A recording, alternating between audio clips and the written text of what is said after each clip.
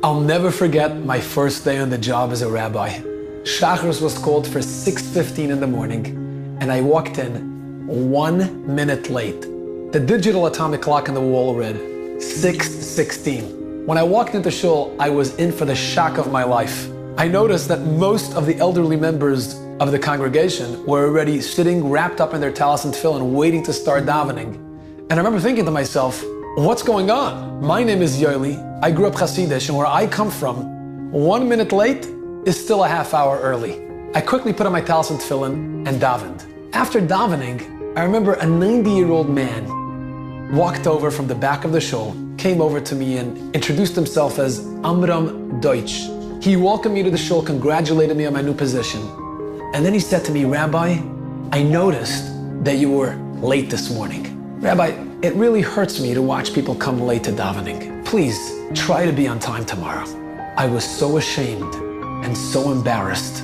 I resolved right then and there to come a half hour early the next day. I was determined not to be outdone by a 90-year-old congregant. Little did I know that Reb Amram was the one who opened the shul every morning at 5 o'clock. So by the time I walked in at 5:45, he was already sitting and learning Mishnayos, saying Tehillim, sipping on his cup of coffee. I had no chance. It wasn't until a year later that I finally understood what davening meant to Reb Amram. It was one Shabbos afternoon, and I remember we were discussing his experiences during the Holocaust. I was lucky enough to leave Auschwitz, winding up in a working camp called Buna, B-U-N-A.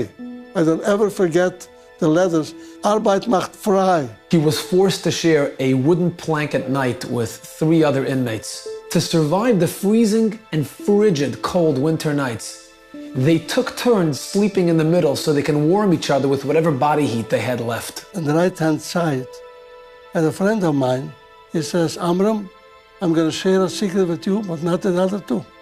Nobody else will know it. I'm going to go under the barrack. There's a pair of tefillin waiting for me. I will go for 2 minutes, make believe I'm going to the bathroom, and you go next. 2 minutes of Shema Yisrael, and up you go. Rabbi Amram turned to me and he said, Rabbi, for 6 months, until we were transferred to Bergen-Belsen, and we couldn't take the tefillin along, my friend and I woke up every morning, 15 minutes before roll call, and sneaked out of the barrack, crawled underneath. We took turns to put the tefillin on. We each said the Shema, and then we finished davening on the march on our way to work. We risk our life every morning trying to, at least that much we can do, to say thank to the Rebbeinu Shalom, Shema Yisrael. That was the greatest gift that I had for the first 6 months. Today, Reb Amram is 94 years old, and he's still opening the shul at 5 o'clock every morning. And yes, he still reprimands me from time to time for coming a minute or two late. But as I watch him wrap his tefillin around the numbers on his arm, I can't help but wonder and even worry, who will teach our children about what sacrifice means? Who will teach them how to stay proud of who they are, where they come from, and what to stand for? Can any child of today understand what it meant to be a Jew in the old times? But if you really were brought up that you believe there's a Rebbeinu Shalom, even though you saw the tragic, that you lost everybody, but at least you're alive, you have to continue. Once a year, Hashem tells us, get together as a family, parents, grandparents, or whoever might be connected to the past.